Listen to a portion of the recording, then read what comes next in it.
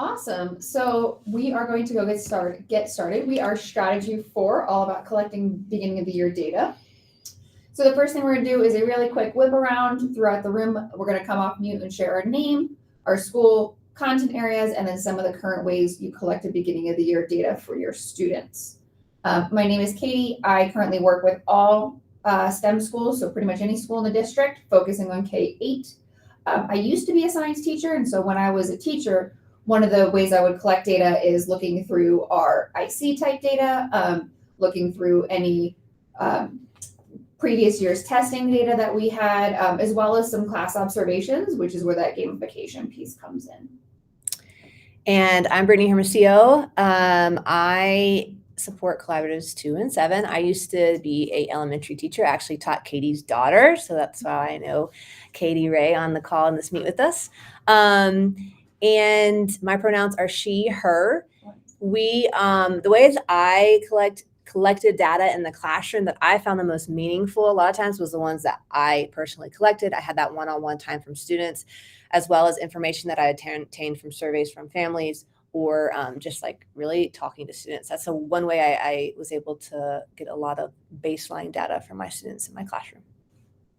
Did you want to go, Matthew? Sure, I'm Matthew Willems. I'm here to just hang out and see what you guys are doing and learn a little bit. I am a digital coach, as I mentioned before, and look forward to helping teachers use technology in the classroom for learning and teaching. It's going to be another challenging year. Does anybody want to go ahead and share first about how following these bullet points for us? I can go. Cool. Thank you. I am Katie Ray, and I am at Polaris Elementary, and I am the school librarian, tech teacher, STR, you name it, I do it. And I usually collect information through observation the first few weeks, just seeing how the kids log in and how they can read books, and they can tell me what books they like and that sort of thing. And then I also collect data by talking to the classroom teachers. Our student community is pretty stable, and so that's helpful because I know them from year to year as well. So that's how I do it. Cool. Thanks, Katie. I'm Adrienne Pierce, and I am at Hamilton this year. It's my first year at Hamilton. I'm teaching robotics. I've previously taught robotics at Dora Moore for about 8 years. So previously I would collect data just by knowing my students for so many years, but I have a new set this year. So that's why I'm really interested in some ideas that will be shared here about collecting new data on these students. So I'll probably just talk to their teachers and try and get some information about them. Hi, I'm Marissa Busick. Oh, sorry to interrupt. Go ahead, Marissa. Okay, I teach at Denver Online Middle School and High School. I'm the art teacher. And I have been using just Google Forms to take surveys of my kiddos. Hello, I'm Henry Eraso, gen ed teacher in an ELA-S classroom at Maxwell Elementary. And I usually collect data by going to IC, and I usually go to the last year's CMAS tests. That gives me like a huge information, in how to know and how to get prepared for my students when they arrive in a few days. Great. Yeah, and you guys, it sounds like we kind of have a eclectic group here, a little bit different. Some like robotics and STEM, and then some with gen ed and music. So bringing in different perspectives as well will be a great opportunity to share out just what you learned from this group. And I just want to shout out to the mention of just like observing students. I think we forget sometimes that is a way of collecting baseline data, and sometimes one of the most valuable ways to actually see and talk with students. So thank you for making that call out in the beginning, and I'm so glad you guys joined us in our session. The next slides, are going to go over the district's priorities and how it aligns with our specific breakout session. So I'm just going to kind of quickly go through and point out the correlation there just so you can see this is not just some separate thing, but it is connected to everything else we are doing within the district. So with our CRE mindsets, with this breakout session focusing on building relationships and my responsibility, I mean, when you get to know your students and have that baseline data, then you're building that relationship to really, in the end, communicate efficiently with your students and families. My responsibility, looking at collecting data as well to inform those decisions and that communication that you're making. This document here is called the Priority Schools Alignment. Not sure if you've seen this or not. A lot of leaders have seen this for sure. They have three big anchors there. The one we're going to focus on is safe and welcoming environment, and looking at the SEL component of that with our gamification piece today.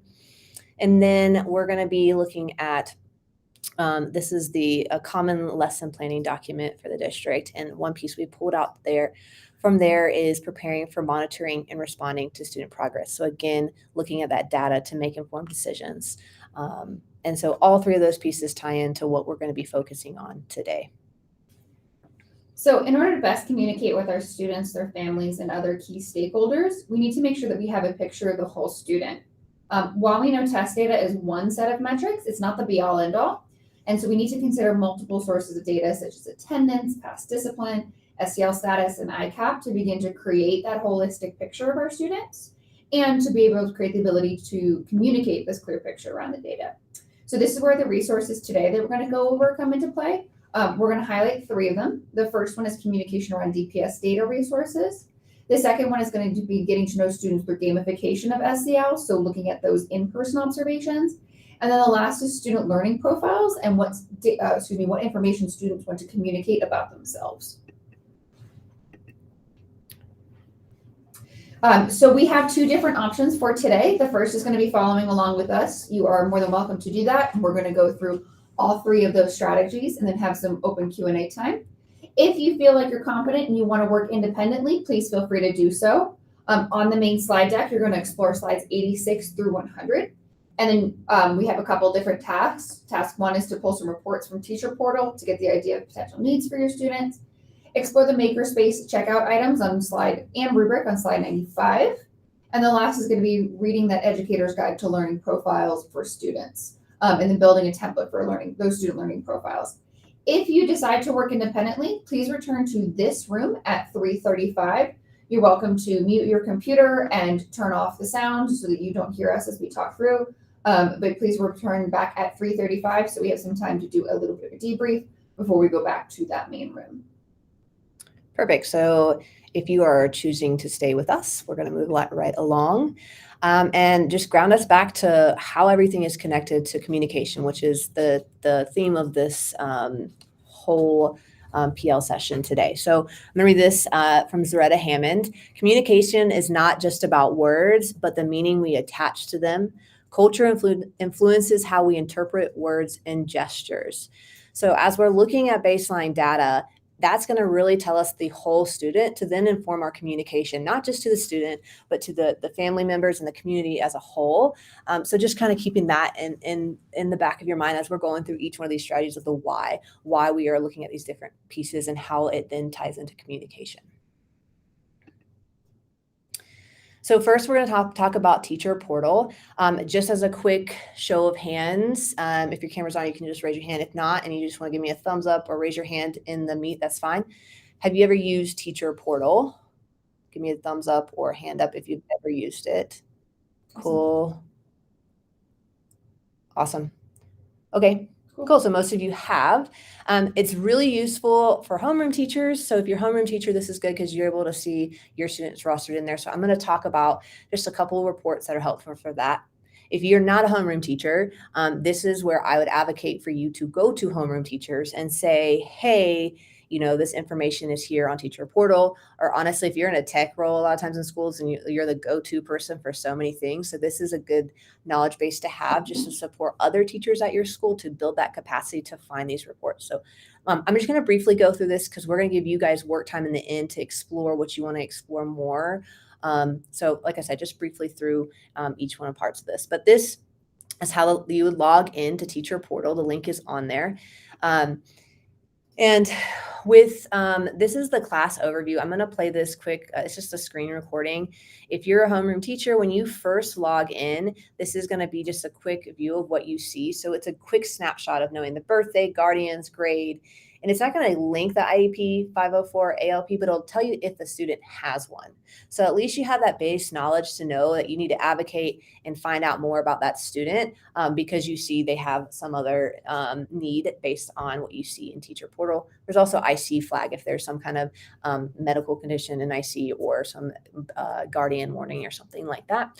The tabs at the top can talk about attendance and behavior a little bit further, as well as MLE.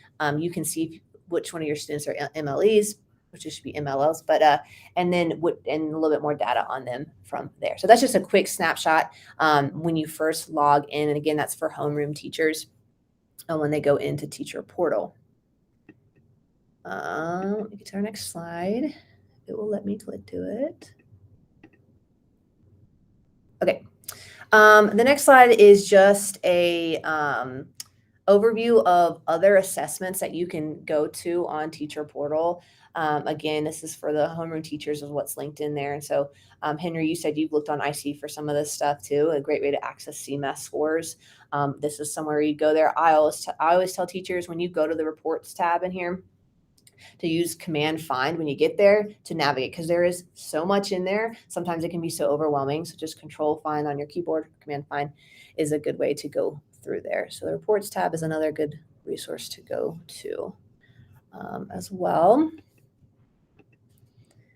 And then this next slide is just helpful based on what grade or grades you teach. So elementary, these are the exact name of the reports within Teacher Portal to search for. So if you're doing that Control or Command Find based in, if you have a Mac or a PC, then you can type in those exact names and it will find that type of report on there to find out a little bit more. So these are ones that our team has kind of put down that are helpful to get good snapshots of students. So again, if this is not something you have access to, this is also something great to share with homeroom teachers to say, hey, you know, this can give you a good baseline look at your students.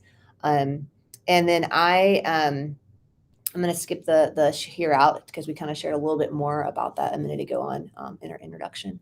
But yeah, so that's just a quick overview of Teacher Portal, that it's there. When I first started in the classroom in DPS, I did not know all this was available to me. So just wanted to point this out. And if this is something you want to dive into a little bit further in your work time today, go for it. Awesome. So the next topic we're going to go through is getting to know students through the gamification of SEL. At the bottom, there's a link to an article that talks about the 8 different skills students develop through hands-on learning. In every subject, hands-on learning is super important. And these are some of the skills, not all of them, that they'll gain. So self-efficiency, responsible decision-making, communication, goal setting, organization, and teamwork. And as teachers, we're able to learn about all of these skills and how our students manage these skills through the observations of those activities. So you're like, great. Love the idea. How do I get started? We have some really awesome makerspace kits that are available to teachers. I know some of you guys being tech and STEM teachers have these materials already in your room, but maybe as, and you said your ELS? Who? Henry. Elementary. Elementary. ELS. There we go. That's the right acronym. Sorry. As an ELS teacher, maybe you're like, I've never done robotics before, but that's something really exciting to me. You can go ahead and click on this kits by topic image, and it is actually a link that will take you to the makerspace kits. These are all the different kits by topic. You could also search kits by grade level. And we have everything from giant maps to SEL games to robotics. And let's say you go, all right, cool. I really want to check out an Ozobot. How do I do that? In the top right-hand corner, you're going to click how to check out a kit. And it will open up a page with both a phone number and an email for you to reach out to figure out if A, the kit is available, and then B, to set up that time. It works just like a library book. You'll be given a certain period of time. Not every kit is going to have the same amount of time. The more in demand it is, the shorter that time will be. So just be aware that it won't be the entire school year. It'll be a couple of weeks. You'll contact that information, and then they will set up a time either for you to come pick it up at Acoma or for you to it to be delivered to your school. Yes, Adrian, you had a question? Yeah, where is this link available to find this? Is it? It is in that, Here, in the slide deck, and then I can drop it in the chat as well. I got you. Okay, Brittany's gonna drop it in the chat, perfect. That's taking that link will take you to the how to check out. How to If you check just out. click the toggles at the top, it'll take you back to what's actually in there and navigating it further. And as always, if you have questions or you're excited about something that's not on this list, reach out to us and we can see what we can do. But I really like this checkout system so that you can try something out before you buy it. And it's a really good way to get your principals that if they see you using it and they see the impact, they're much more likely to purchase something than if they've never seen it or heard from it. Or if it's something that you're only going to use once or twice a year, there's no reason for you to spend money on it and purchase it when we already have some in the district. And so what we can do with these materials is to observe our students and create some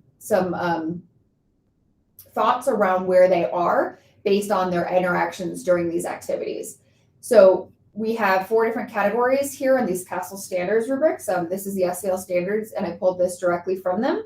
So while the language is a little bit closed mindset, there is the opportunity for you to change them, rather from sometimes to rarely to not yet, and more of a positive spin.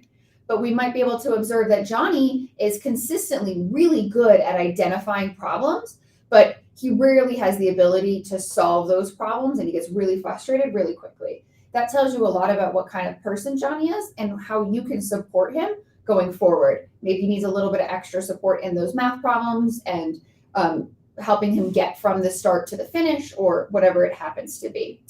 If you click on that CASEL standards rubric at the very top, it will take you to a Google Sheet that you can make a copy of for this exact image. You'll be able to type into it, add students' names, add notes if you'd like. You can make as many copies of this as you want, one for each student, however that works best for you.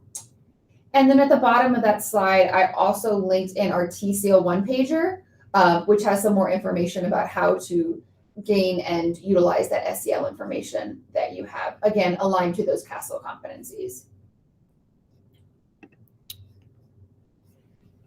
Awesome. Have you guys ever, again, just to show of hands or whatever, however you feel like you're used or aware of our Makerspace kits here in DPS? I know, yeah. Adrian, cool. I see shaking of heads. Yeah, I know. Cool. Yeah, this is definitely a resource that is underutilized here in DPS. Great resource. So just wanted to highlight that. And also we can tell more about your students when you use that observation piece to learn. All right, then that last piece we're going to look into is creating learner profiles with your students. So we looked at data that we're getting from IC or student, the teacher portal, baseline data we're looking at from that perspective. You're looking at your perspective of making that observation when students are playing those games. Now we're looking at the student from their perspective and their family's perspective, telling you who they are and things about them as well to build that piece of the baseline data, because it's all of those things to really get a holistic view of our students, not just one of those components.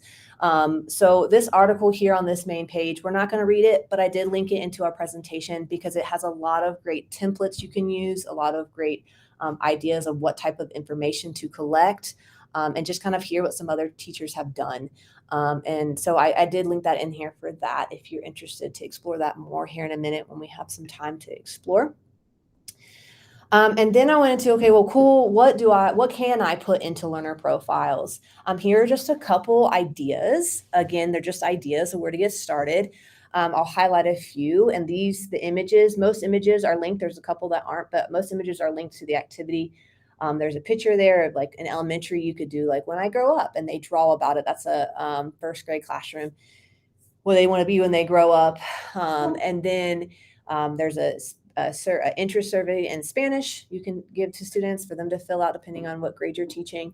Kami is a new tool that we have this year, where students can interact. We had different ways to interact and fill out a template like the one about here, the All About Me.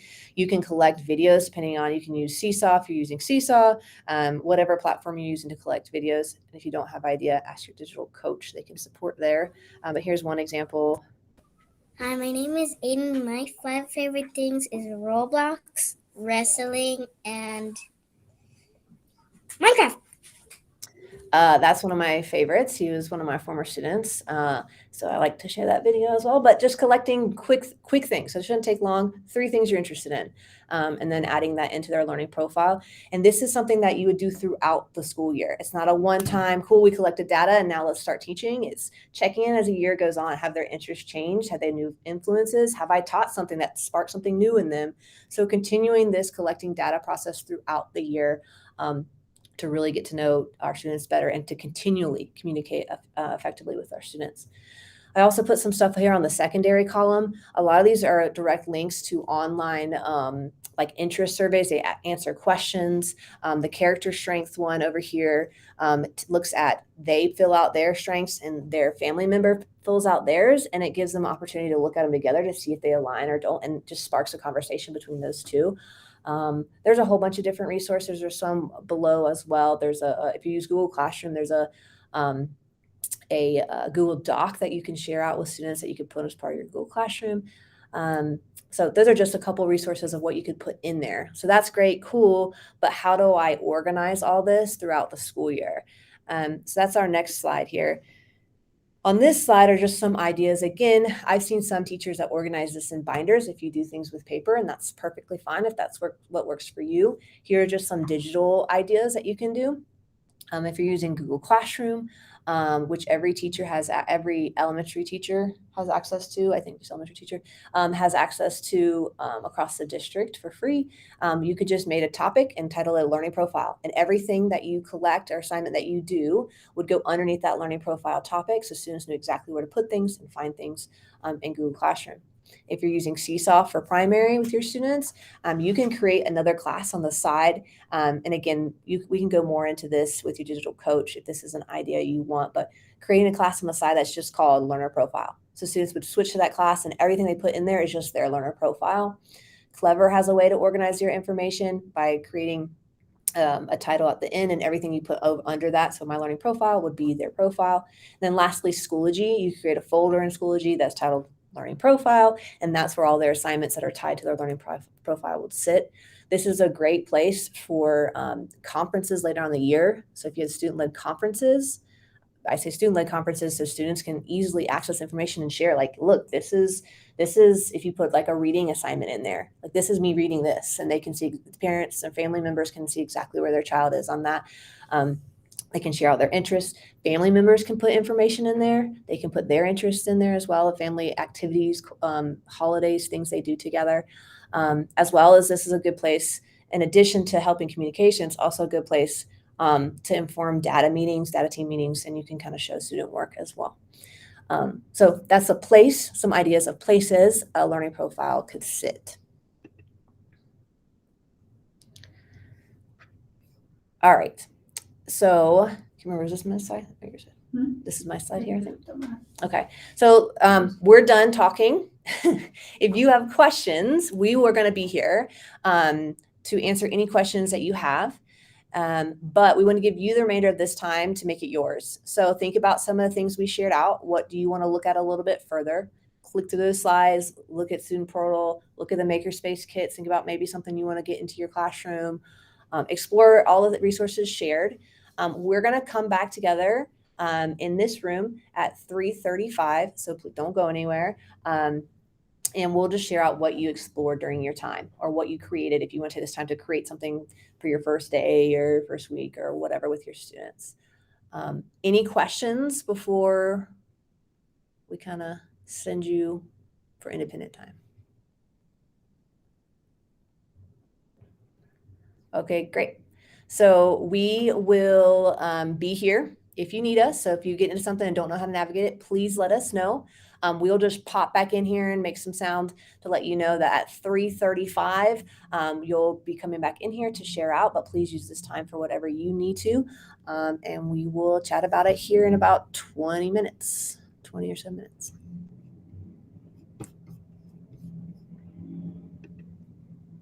Hey, Brittany. Yep. It's Katie. I am just like thinking about how to manage this when I have 350 students. Like, Yeah. it's something I've always struggled with, and I like the idea of the Google Classroom and having, the tab. But do you guys have any other ideas for doing this on such a big scale? It's a really good question. You already use Google Classroom as it is? Well, I haven't. I have in the past, but we switched to Seesaw and now we're going back to Google. So that was my plan, to use Google this year. Mm-hmm. But For like learning profiles, I haven't ever used it for learning profiles. what would you want to use it for? I guess I should say. I use it for sharing out documents that I want them to have copies of, or assignments that I want them to do.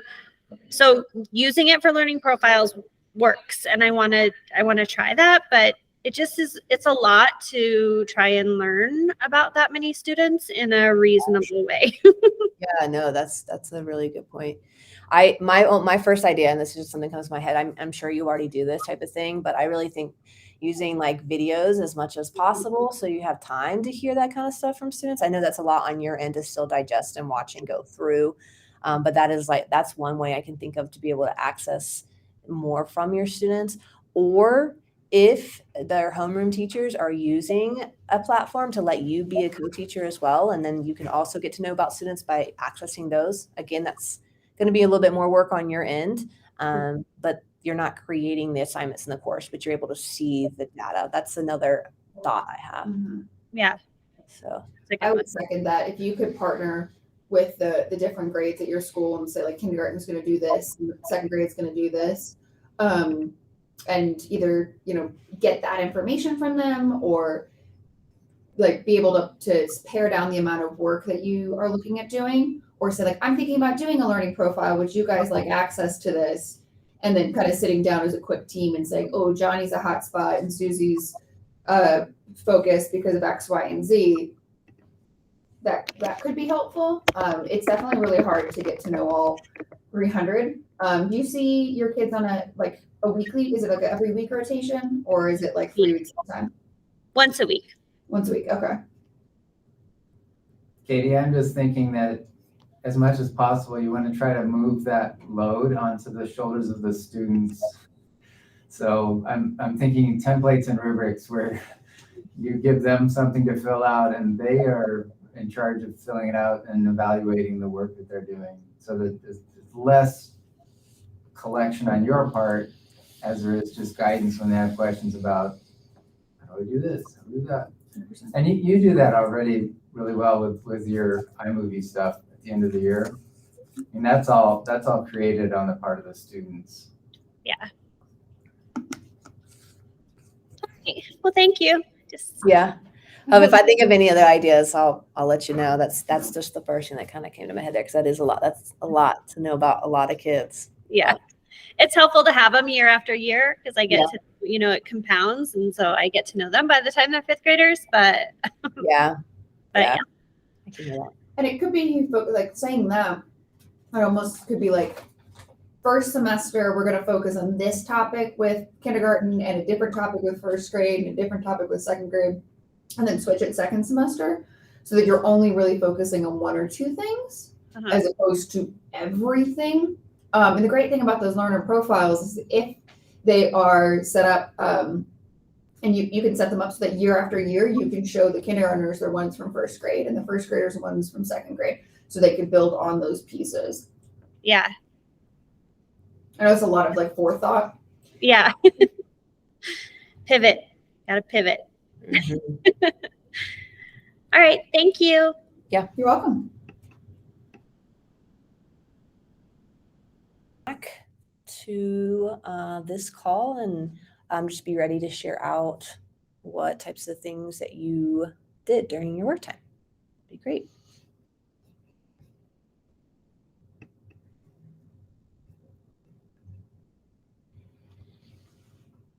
I'll start. I didn't know about the market space kits, so I was exploring that Cool. for suggesting it.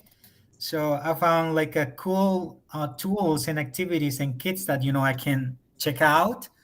So I was learning about how to check out things, and the period of time that you get to keep them, and how to extend it, and I already found some cool activities that I would like to try, especially at the beginning of the school year next week. Yeah. For sure. Cool. Thanks, Henry. And I just throw that in there. I checked them out too when I taught primary, and I would do it as a station too for my students too, because some of them are not like a full class set. So we'd have them as stations as part of like when I was doing literacy groups or something. That was one of the rotations they went to. Okay. So there's just an idea to throw it in there, or talk to your digital coach too, and they can help you even just figure out how to use some of that stuff. Is some of the battle half the time. Like I would have to check them out like a week before, play with it myself, then show my Yeah. students. So yeah, definitely reach out to your digital coach too if that's something that you think would be helpful. Thank you. One of the other things I forgot to mention within the checkouts, and it might not be on the Makerspace Kit site, it might be a different site, but there's a lot of different books that are available in like sets, like sets around solar system or sets around, I don't know, careers that are both in English and Spanish. So there's that checkout as well if you're looking for more text-based resources. Awesome. And Marissa, I'm glad that you found the resources helpful, and I see you in the chat.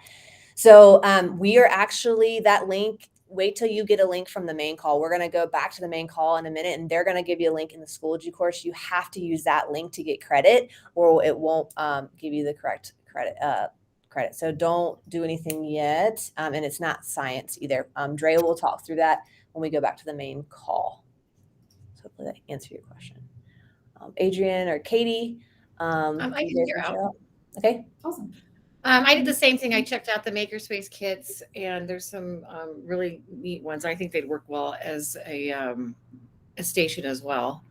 Awesome. I think they could also make like some of the coding ones could help me get some baseline data too on new students.